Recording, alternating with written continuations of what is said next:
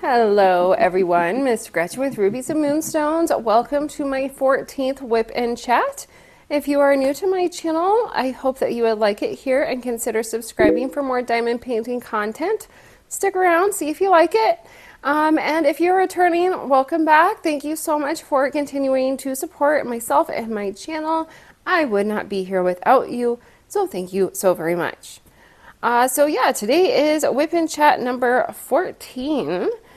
And WIP, for those of you who don't know, stands for Work in Progress. This is my current work in progress, which is Fortune Teller by Claudia McKinney and Diamond Art Club, and I am just loving how this is coming together. It is also my grand prize diamond painting that I am doing for Drills and Chills 2024, that event. And then you are welcome to pull out whatever you happen to be working on, whatever craft that may be, and work alongside me as I chat, or you can listen to this in more of a podcast type format. So whatever it is that you would like to do, and then just, yeah, listen to me chatter away about life, diamond painting, and who knows where this WIP Chat may lead us. And before I get started, I know a lot of people do like to know what pens and things like that I am working with, although I do tend to work with the same things.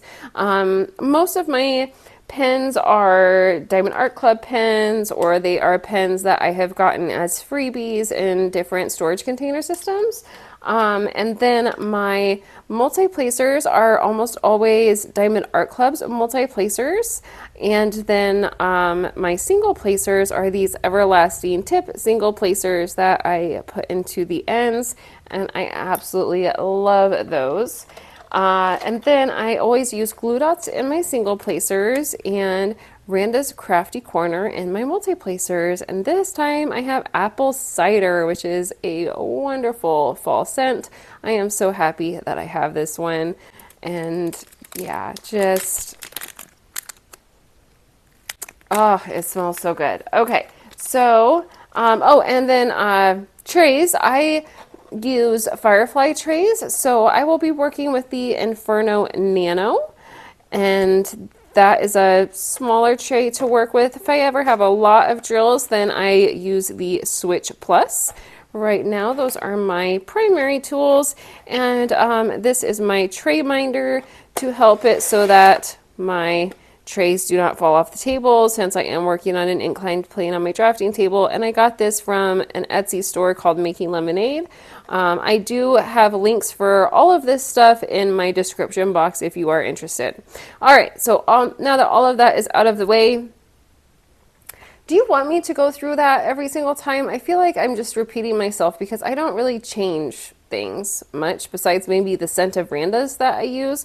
Please let me know in the comment section, especially if you are returning, if you want me to continue to state that every single time, because people may forget or may find it useful, or, you know, for all the new people, I don't know. Should I keep doing that? Should I do that every couple of episodes? Please, I love your insight. Let me know what you think.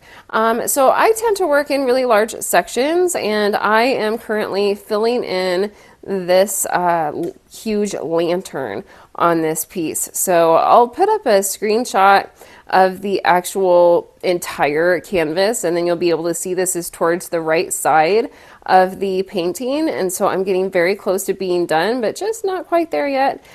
So I have obviously the top done here, and then I'm working on the lantern, and then I'll finish the book, and then I pretty much just have 2 more rows to go, which I'll probably do all at once because, you know, I do large sections. So I'm almost done. Yay, I'm hoping to be done with this by the end of the week.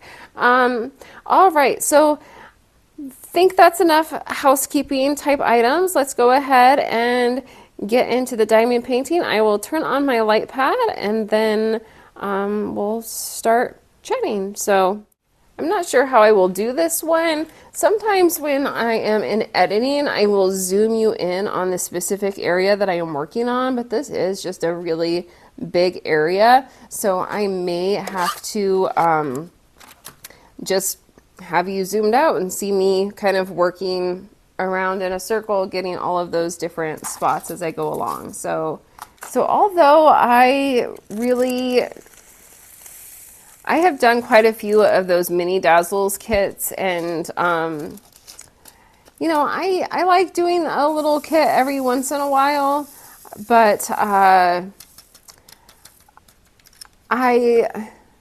kind of decided they're not necessarily my thing, but I really, really do like the special drills that come with them. So now I'm pretty much just utilizing the special drills to enhance my diamond paintings. And what's so great about them is that they do match up with Diamond Art Club's colors really, really well. Whenever you purchase from another company, be it DP with Sparklers or Diamond Drills USA or whatever company sells similar enhancement type drills out there, their die lots are going to be most likely slightly different than those of Diamond Art Club. But when Diamond Art Club does their fairy dust in number 3706, it really matches the fairy dust or the regular color really, really well. So it's easy to just add in fairy dust and know that it's going to look good because the colors match perfectly. And so I'm really loving that. Whenever I happen to have a color that matches, I add it in. Sometimes I have run across a few times where I've really wanted to enhance an area and I don't have the exact matches, so then I just try and find what I have that is very, very close and enhance with that instead. But I have had a lot of fun starting to kind of bling these up on my own. So that is actually what I am doing here right now. I feel like this lantern is very, very bright, and it is just a really, really good place to add some extra enhancements. So I have a bunch of fairy dust colors that are perfect matches from all of those mini Dazzles kits, and so I am putting them in where the regular matching color would be charted. So yeah, I'm having probably a little too much fun with that, and then of course I'm obviously going to run out of the fairy dust before I know it. I really wish that Diamond Art Club would maybe just sell their drills separately, but I know that that's not something that they really have in their business model. So, so I guess at least purchasing the mini Dazzles kits is a way to get fairy dust. You just can't really choose which colors you are going to get unless you have had that kit before. You're not 100% positive what DMC numbers are going to be coming with that kit. But I make copies of all of the sticker sheets with mine, so I can go back and look and see what colors came with a specific kit, and then if it happens to be available, they all seem to go out of stock very, very quickly on Diamond Art Club's website. Then, and if it was a kit that I had before, I can look it up and see if it happens to have a color that I need on it. But more often than not, I will most likely just be trying to use up the colors that I happen to have. So, but yeah, I am really enjoying blinging these up a bit, and I am surprised at how quickly I'm actually getting through this one. It has been so much fun, but I talked about this a little bit last time, how you know, I suffer from chronic migraines and things like that, but I've also just been dealing with some really significant neck and shoulder pain. And so I actually went to a pain doctor this last week to try and get some help with that. And I got some trigger point injections, but they didn't help me right away, but I am starting to feel better now. So I'm wondering in this case if they just needed a bit more time to really sink in and start working, or something to that effect. They want me to get an MRI. I've never been able to have anybody tell me like this is the reason that you have migraines. This doctor seemed to have some type of suspicion as to why I am in pain, but he didn't tell me what it was. So it's a mystery. I would love for him to be able to solve the problem and find the answer after however many years it has been. It's, I've had migraines since I was 10 years old, so it's, about 30 years now that I have been dealing with migraines. It would be amazing to like figure out what the actual problem is and then be able to appropriately treat the problem and thereby stop migraines altogether. But I have gone to so many doctors and they all try and they all think maybe they can figure something out, and so far nothing has ever actually been successful, so I'm not going to really hold my breath. But we'll see. I'll still give it a try and see what happens. So I've got this MRI, assuming that insurance will pay for it, coming up in a week or so, and then we will see what happens from there. But I have been getting massages pretty regularly, also trying to help with this neck and shoulder pain. And the whole reason that I bring that up is just because it has made diamond painting a little bit more difficult than usual. I try and sit with as good of posture as I can. This is the reason that I work on a drafting table. Previously, I was working on an easel. It was just so that I could have an elevated plane, and that helped me not be so hunkered over in my neck and shoulders, to reduce the chances of me being in pain while working. But right now it's like no matter what I do, I'm still in pain. But it really is quite a bit better today, so that is promising. And, even though I probably should have just stepped away from my diamond painting for a few days and, given my muscles time to relax and things like that, diamond painting is my mental health aid, or at least one of them. And so not only do I just thoroughly enjoy it, it is so relaxing. I'm also, of course, trying to make content for my channel, so I really don't want to stop working on something for a significant period of time and then not have anything new or interesting to share with you because I haven't been diamond painting. But more than anything, it's because it's what brings me a lot of joy in my life, especially in my alone time. This is what I want to be doing. When I can have a few minutes to myself, I just want to sit here and diamond paint. And so even though it was a bit painful, I was still just kind of trying to power through. And so maybe I could have been a bit further along if things were not so painful when I started working on this diamond painting, but it's okay. It's not like it's a race or anything. The whole point is to just enjoy the process, and that is what I am doing. So, and I am getting very, very close to being done. Once I get this lantern done, there's really just one more major row to go. It's more like 2 rows of the perforated cover squares, but I have been working in large sections. And so it is usually with 2 rows of those perforated squares that I peel off. So that's why I think that after I finish out the row that I am done, then it will be what's to me my last row. It'll be a large last row, but it'll be my last row. So once I get through it, then it will be done. I have started trying to, make this so that my post review is in that same format that I used for Lost With You and Dragon Brigade and things like that. But the funny thing to me is that with those diamond paintings, they were so big and they were so long, I could do these huge sections and work on them for a really long time and then do a check-in video. And I was able to do like 2, 3, 4 check-in videos before I actually finished the canvas. Well, this one I just really went to town on the diamond painting and kind of forgot about doing a check-in video.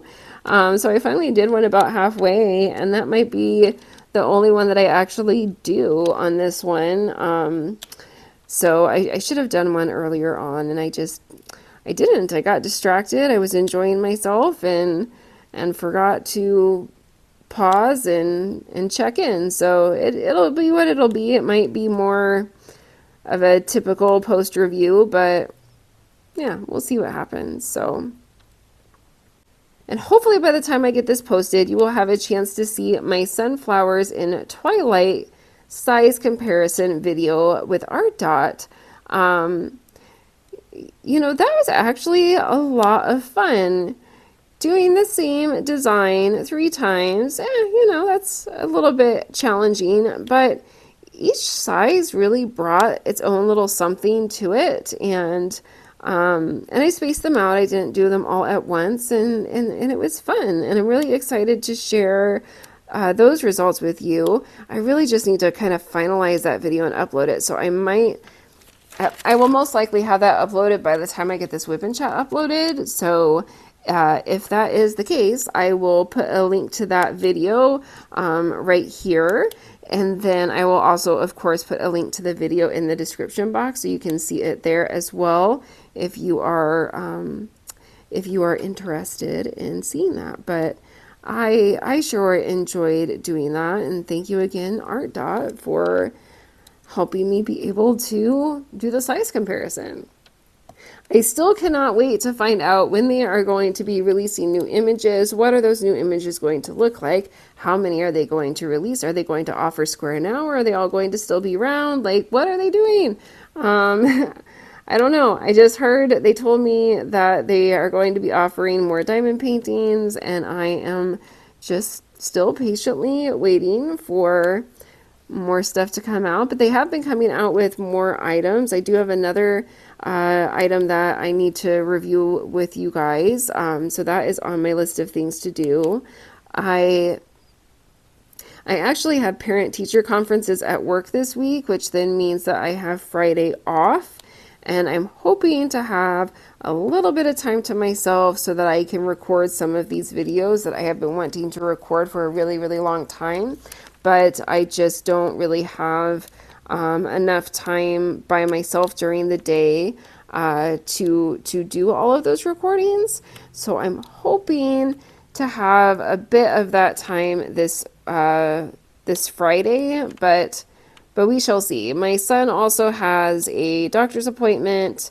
I had double booked myself with the MRI and a medical appointment. So I was going to have my husband take him, but now that all that timing, all those appointments got a little bit mixed up. So I could take my son to his doctor's appointment so my husband could work, which would then mean, less opportunity for me to make diamond painting videos. But I do really like to be able to go to those, early year checkup doctor appointments. So I probably will do that if I can.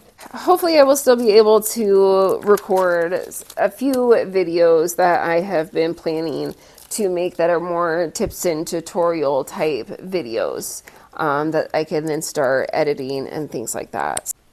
Another thing that I have really been thinking about is what diamond painting am I going to be working on next after I complete this one. I do those huge kit up and kit down sessions like I talked about before, and when I did my last one, I was not thinking at all about the fact that it was going to be fall during this time, and that I needed to think about drills and chills and doing canvases, selecting different canvases that I would want to complete for that. So those are to be fall themed for the weekly drawings, and I do have a few that I can work on, and a few that I'm definitely going to do that I've talked about in my previous videos as well. But the first one that I will jump over to finish off is the Conversation one by Francesca Studio Works. So I did get that one. I had an issue with one of the drill colors that was supposed to be dark brown, and it came out like a very, very peachy color. So they mailed me the correct color, and they put it in an envelope, and I really do think that they tried to protect it, but the bag somehow busted open in the mail, and I don't think that any fell out like in the United States Postal Service truck or whatever. I think that they mostly stayed within the envelope itself, but I opened the envelope and then there were just beads spilling out everywhere. It was a little crazy. Obviously a bit of a nuisance, but the most important thing is that the drills are here. So now I can go back and finish that diamond painting, and I'm excited to do that one, not just because it is super duper cute, but because it's a different diamond painting company, and you know, the vast majority of the ones that I work on are from Diamond Art Club, and they do have really great quality canvases and drills and things like that, but there are just so many other diamond painting companies out there. I keep wanting to try more, but I also don't really want to spend a bunch of money on other diamond painting companies. So that's what keeps me to just working through the diamond paintings that I currently have. So I also previously mentioned how I have this little small fall one that matches the one I did last year for Drills and Chills, which is called Autumn Leaves by Marilyn Cazenave, because it matches the one called Under My Umbrella that I did last year. Again, I mentioned all of these in my previous videos, at least the ones I've talked about so far. But anytime that I mention a diamond painting, I will put a picture of it up on the screen, just in case you are wondering what it looks like. So I figure that I will complete that one because that will be a short, quick, easy one to complete, and it's a sister piece to the one that I already did last year. But then after that, I am not sure. So the other ones that I still have kitted up from my large kitting up session are Leopard Lodge, which is really not fall themed at all, but just, you know, one of my favorite Richard Lorenz pieces that I currently have that I really, really want to complete. I have an enhancement kit from DP with sparklers to go with it. I am really excited to do Lovebird Lodge. It also has a lot of colors. It doesn't have 94 colors, I don't think, but it still has a lot of colors. What does it have, like 70 colors? Yeah, 71 colors. So that's one that I need to complete. Where the Fun Never Ends. Oh my goodness. I really need to get that one done.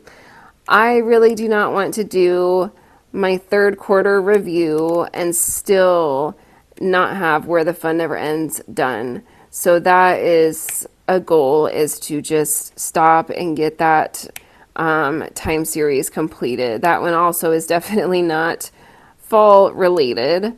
But you know, it's not like I have to keep doing fall diamond paintings. I can do whatever I want to do. It's just with Drills and Chills, unless I am working on a fall painting as well, or at the same time as I am working on one of these other paintings, I should not enter into the weekly drawings.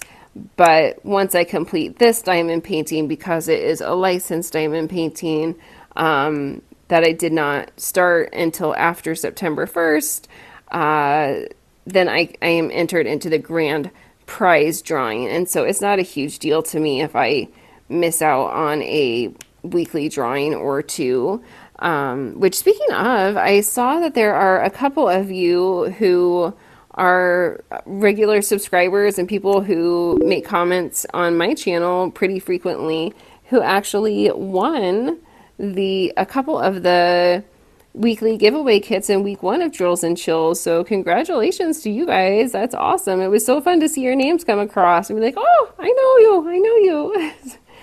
that was fun for me. So I can only imagine how fun it was for you to see that you actually won something. So super, super exciting for you guys. And let's see, what else? What else?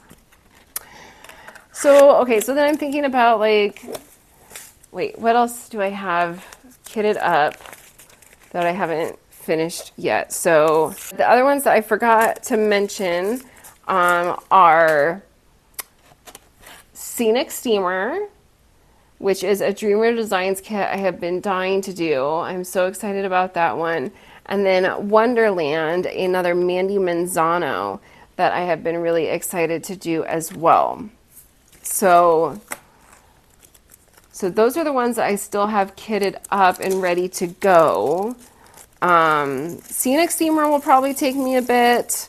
And so will Leopard Lodge. I don't think Wonderland will take me all that long, but there is quite a bit of detail in that one. So I don't know. We shall see. So then I'm trying to think about what other diamond paintings could I do if I wanted to do more fall or Halloween themed diamond paintings. And so I know that I have a few.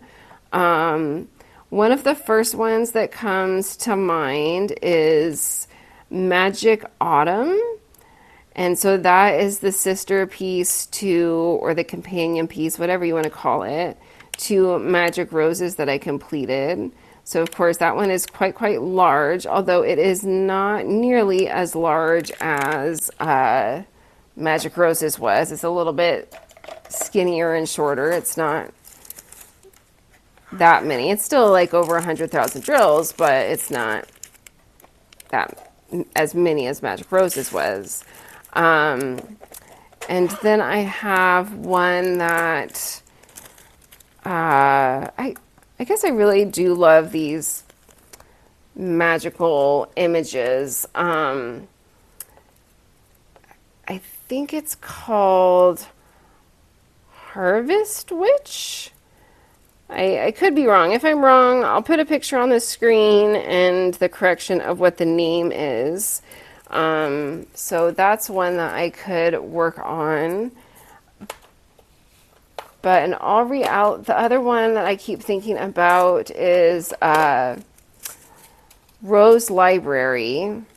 And I have a feeling that if I were to show all of these Halloween fall themed diamond paintings to my daughter, she would pick out Rose Library. In fact, she has seen it on my app, my Gems Flow app before, and said, oh, I want you to do that one, the pink witches, do the pink witches. You know, she just loves pink. And then there's this Disney TV show with Minnie and Daisy, and they are trying to be witches, and she watched it last fall for Halloween and just loves it. She has been watching that off and on all year ever since she found it last Halloween.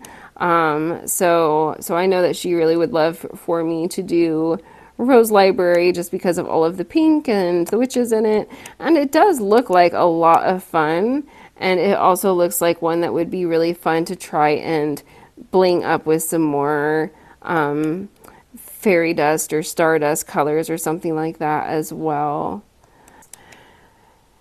So I think that those are all of the fall ones that I have, fall or Halloween like. If there's another one that I have that I'm not thinking of at the moment, I will insert a picture of it as well as the name here. And then if you have any suggestions to help me narrow it down and pick out which one I should work on next, please let me know in the comment section, because I am just notoriously terrible at deciding what to do next. As we've already talked, I have all of these things kitted up, and then now it's like, oh, it's fall, it's Halloween, I should be working on other things. I don't know. Oh, I got the nicest message this morning from a viewer, one of my subscribers, who has been diamond painting for a significant period of time.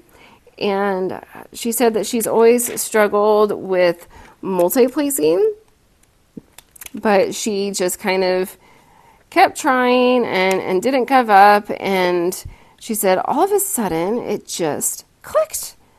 And now she's got it, and she feels quite confident at it, and is just over the moon that she is able to multi-place, and she's going to go get some more multi-placers so she can expand her knowledge even more. And I was so excited that you thought of me to send your happy message to. Thank you so much. That made my morning. And I'm just so happy for you. You know, guys, I definitely do not pretend to be an expert at diamond or at multi-placing or diamond painting. Like I say, I am still learning in so many different aspects of this, not only YouTube, but diamond painting as well. But I'm just trying to share the knowledge that I have gained so far with you and see if it happens to help. And then as I learn something more, I will share that with you.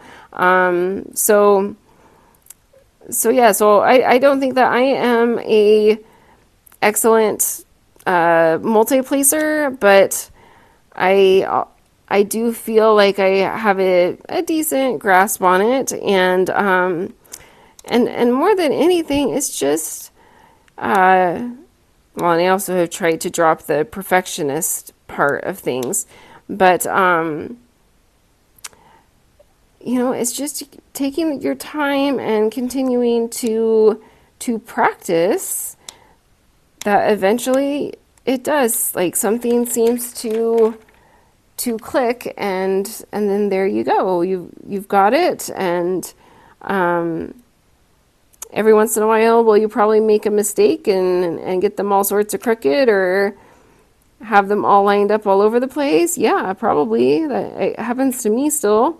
But overall, for the most part, I can lay down a decent number of drills. And I think for me, it helps make diamond painting a bit more interesting. Seriously, to everybody, whatever works for you. You do not need to be a multi-placer to be a diamond painter. You are a diamond painter because you love to diamond paint. I just personally do not have the patience, I don't believe, to sit and single place an entire diamond painting. And so multi-placing also just kind of helps to liven things up a bit for myself, and so I enjoy that as well. Just like right now, if you've noticed, I've kind of been going all over my diamond painting as I go in and fill in where my largest lines are, and then now I'm going to go back in with a smaller multi-placer tip that I just have a little bit more confidence with, and I will fill in the blanks then with that. So it keeps it interesting for me. But maybe if I single place everything and I did the checkerboard method across everything, maybe then I could be one of those people who has literally perfectly straight lines, horizontal, vertical, every which way going across my diamond painting. And that would be an incredibly satisfying feeling as well. But you know, although I can spot some areas where I think that my placement could be a little bit better, I just think in the long run, nobody else is really going to notice that stuff besides me, so I try to not let it bother me. And so the imperfections that I may create because of multi-placing or whatever the case may be, I try to not focus on them too much. But But yeah, long about way of just saying like, hey, if you single place your whole thing, more power to you. That is amazing patience, and I think that that is really cool that you can sit and multi-place an entire diamond or sit and single place an entire diamond painting. Whereas I remember when I was trying to complete Magic Roses, and I was going to do and I did do a time lapse of me completing her body. I was going to single place the entire thing to try and have her be as perfect as possible. And I started doing that, and after, I don't know, 5 minutes, I was like, no, I can't. I can't just sit here and single place the entire thing. I've got to multi-place. And so I started multi-placing then. I did single place the fair-skinned area to try and have that one turn out as good as possible. But other than that, no, I couldn't do it. I couldn't do it. I tried, but I couldn't do it. So, I don't know. Wow. Time goes so fast. I actually had some stories that I wanted to share with you that I got from one of my subscribers. You know, I had been sharing some of my ghost stories with you, and then mentioned that if you have some ghost stories of your own that you would like to share, you know, send me an email, tell me your ghost stories, and if you are willing to let me share them on the channel, just let me know that, and I will. And so I did actually have somebody send me some of her experiences, and it was so fun to read and just to hear about somebody else's experiences, you know, like I personally just feel that there is so much going on and so much out there that we don't fully comprehend. And really most of the time I do feel like it is just our loved ones trying to get in touch with us. I also know that it's not all the time that it's just a loved one. Because in my opinion, if it's grandma or grandpa or, you know, a good friend or something like that, just dropping by to say hello, I think that that's really neat, to be able to continue to occasionally connect with the spirit side.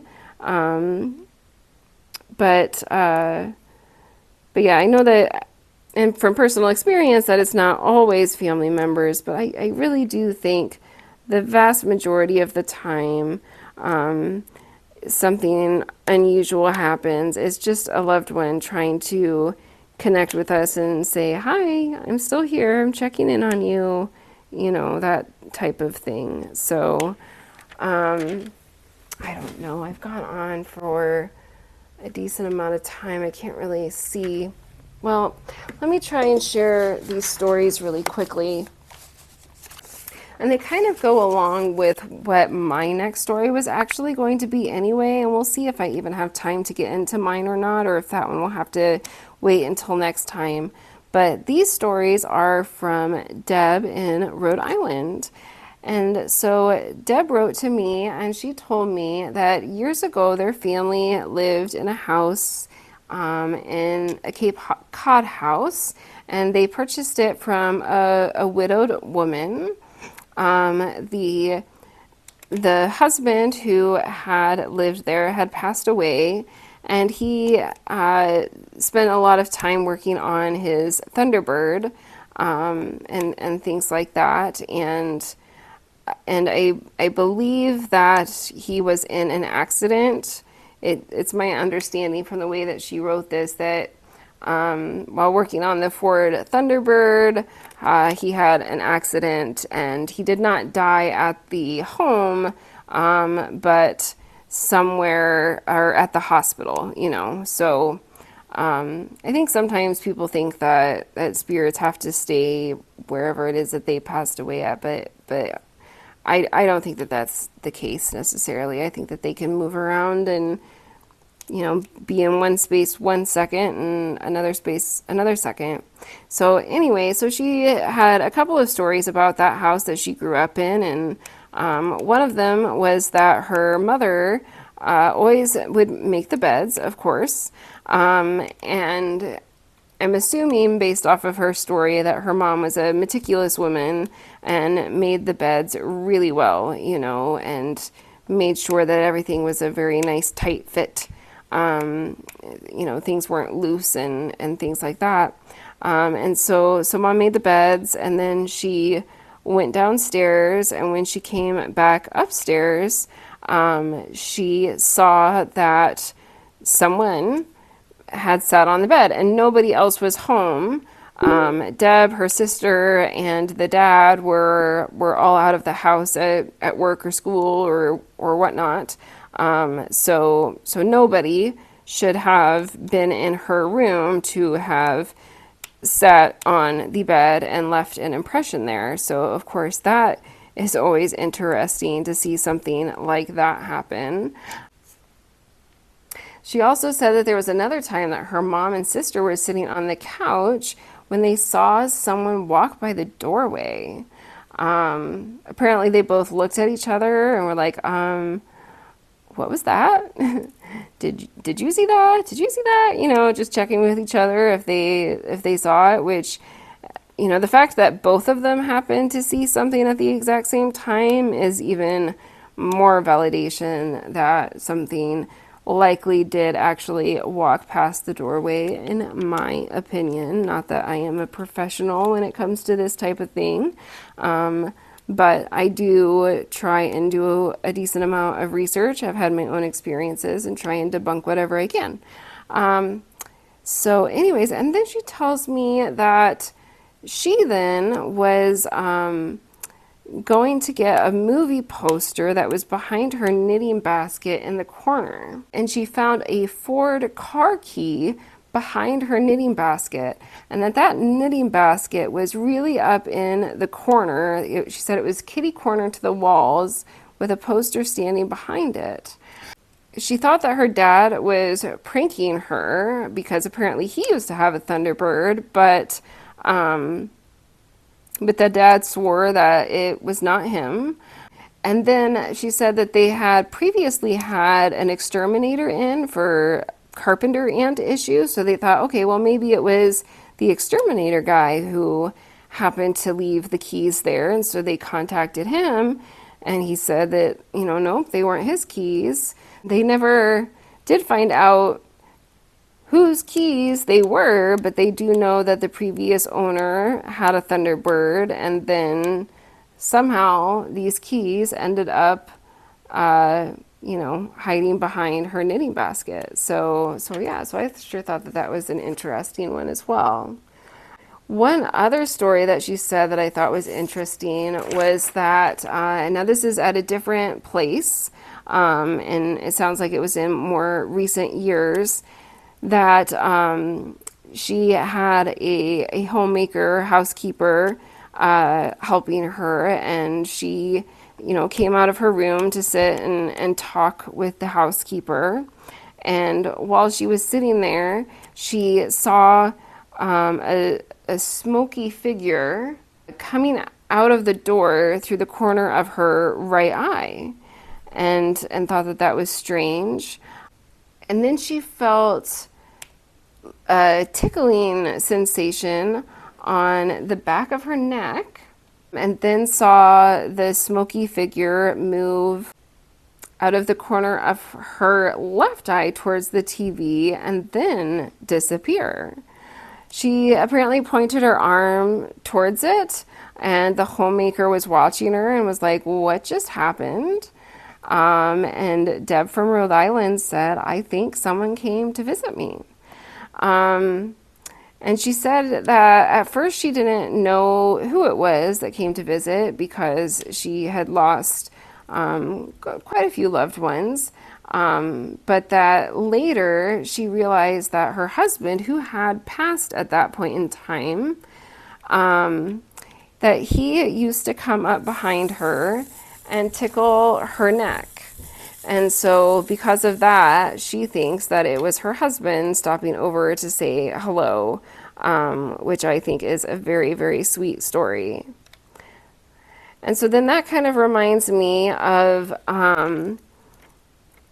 actually the next story that I was going to say in connection with my stories. And thank you so much, Deb, for sending me those stories to share. I really appreciate it. And if anybody else has stories to share, I would love, love, love to hear them.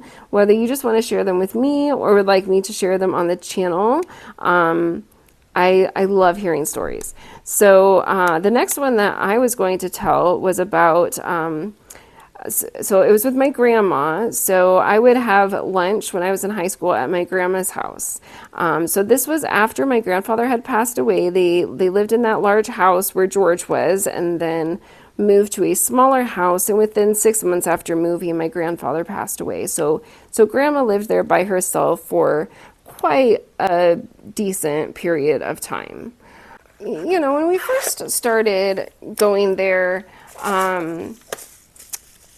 grandma was younger and healthier, and she would cook dinners for us and things like that. But you know, then she started getting up there in age, and we were getting older, of course, too, and more capable of taking care of ourselves.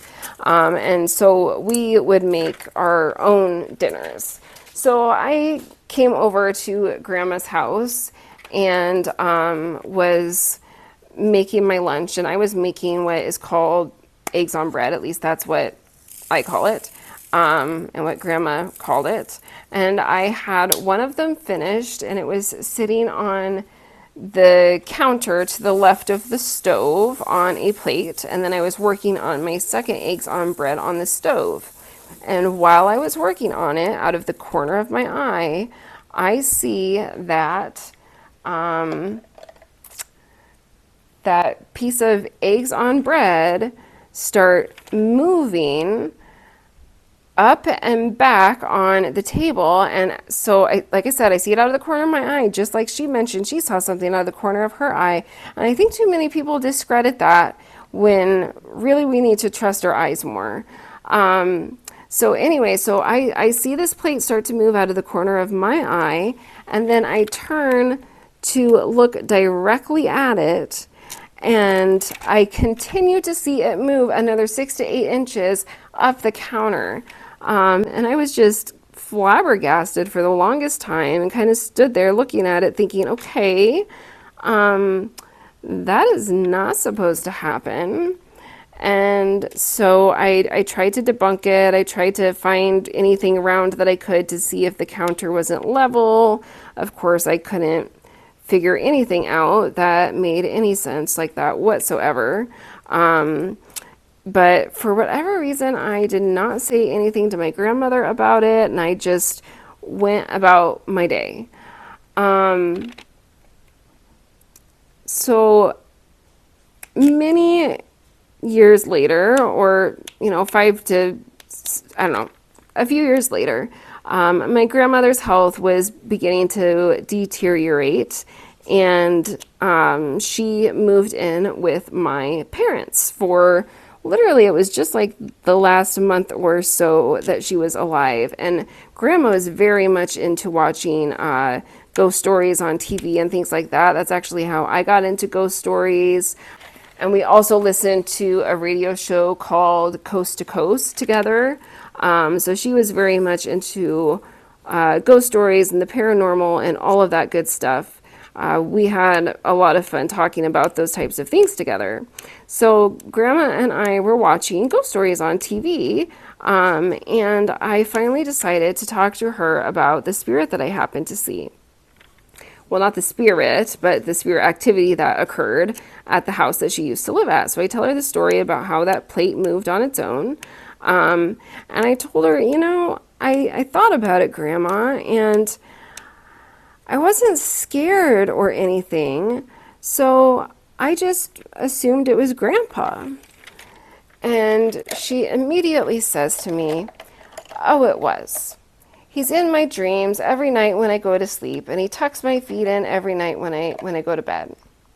And I just thought that that was the absolute sweetest story that I had ever heard, and what love the two of them shared, for him to be in her dreams every night and to always tuck in her feet. And it's now become a little bit of an inside joke, I guess. Not really joke, because it's not a laughy thing. It's an inside way that my husband tells me that he loves me now. Is he will walk by and grab my feet and just squeeze my feet, as I'm falling asleep or sitting on the couch or whatever it is. And it's just a silent way that he says, I love you, without having to say it and with nobody else knowing. It's just something that the two of us know and are able to communicate to each other in that way. And then it relates to my grandparents and the special bond that they had. I mean, I could tell you stories about them. They went through so much together. It's just, they have an amazing love story. But anyway, so that was my spirit encounter that I had at my grandmother's new house, and then telling her about it before she passed away. And I know that I am getting super, super late on time, but talking about having loved ones visit you versus unknowns and kind of more creepy things happening. I also firmly believe that your loved ones can come and visit you in your dreams. And something that has been very interesting lately is that my 4-year-old daughter has been asking a lot of questions now about her dad's mom. Obviously she knows my parents very well and gets to see them all of the time. But my husband's mother passed away before I even started dating him. So I never got to meet her. My daughter obviously never got to meet her. And so we, of course, still want her to know about Grammy. And so we have started talking to her a bit more about it, especially as she has recently started learning more and more about death for a variety of reasons. And I always answer questions honestly. Sometimes it's very simple, but if she asks a question, I'm going to tell her the answer. I'm not just going to tell her, I'll tell you when you're older type of a thing. So when became a parent at a very young age, his mother said that she was too old, or that his mother said she was too young to be a grandma, and so they decided that she was going to be called Grammy. And that's what she was called. So we still refer to her as Grammy, and that's a bit of a distinction between her and my mother, who we call Grandma. But my daughter still refers to her as Granny.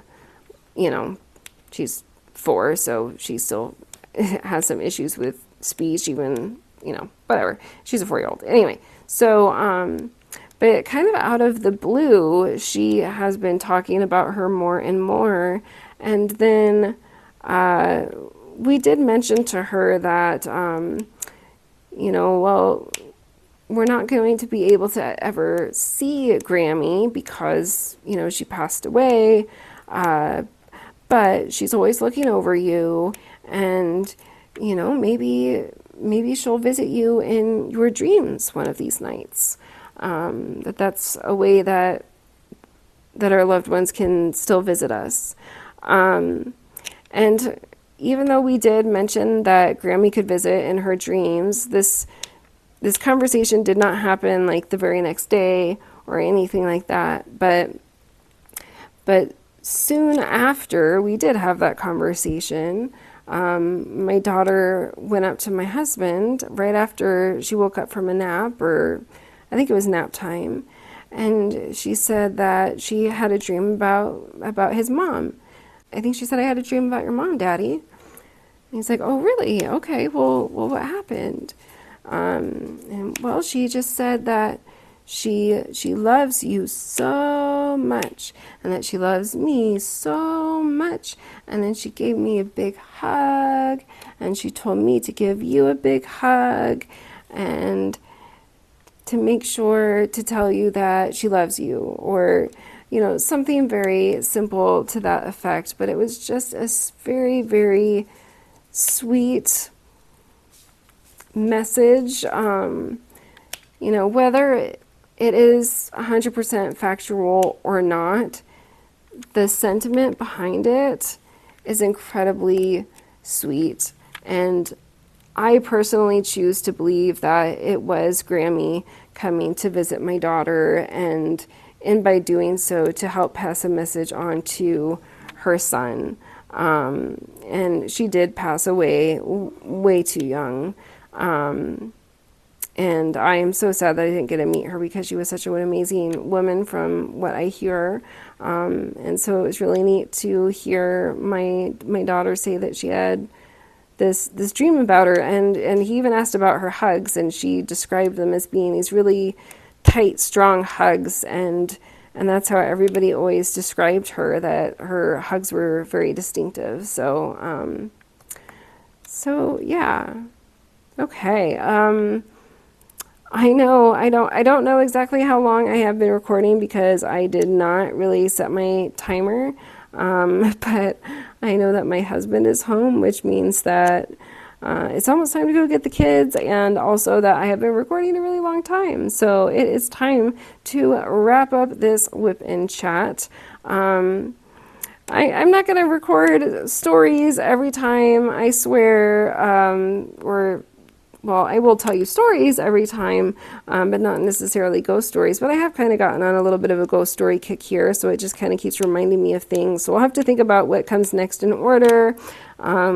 See if I continue to share them as we are going through these fall months, or if, I don't know. I never know where a WIP Chat is going to take me. I just start talking, and we see where the conversation flows. And yeah, over the last 3 episodes, I guess, it has taken me to sharing some of those stories with you. So I still have more. Yeah, I'm not saying that I'm necessarily going to include one in every single WIP Chat, but they have just kind of naturally fallen into place in these last few. So anyways, okay, yeah, so that is going to be it for this video. I sure hope that you did enjoy it. If you did, please give it a like, as it really does help my channel. And it also brings a smile to my face when I see how many of you have watched and actually like the video. I know that it's something that's easy to forget doing, but it means a lot to me when you do. If you made it to the end, why don't you put a little ghost in the comment section just for the fun of it. And of course, if you have not yet subscribed and you listened all the way through, I think that you would probably like it here. So please consider subscribing for more diamond painting content, including WIP Chats, as well as tutorials and lots of other things as I think of them and have time to do them, which also reminds me to please be sure to click that notification bell, as my uploads can be very, very random. I can upload 3 in 1 week and then not upload anything for 3 weeks. So if you are interested in my content, clicking that notification bell is key. And then finally, yeah, if you have any questions, comments, concerns, suggestions, whatever the case may be, please leave them in the comment section below. So thank you so very much, everyone. It was a joy to chat with you. Just remember, no matter how much we all have been practicing this craft or whatever it is that we are working on, we are all constantly learning. So I am learning, you are learning. Let's keep learning together. Thank you so much, everyone. Have a wonderful day. Be kind, all of that wonderful stuff. Bye-bye.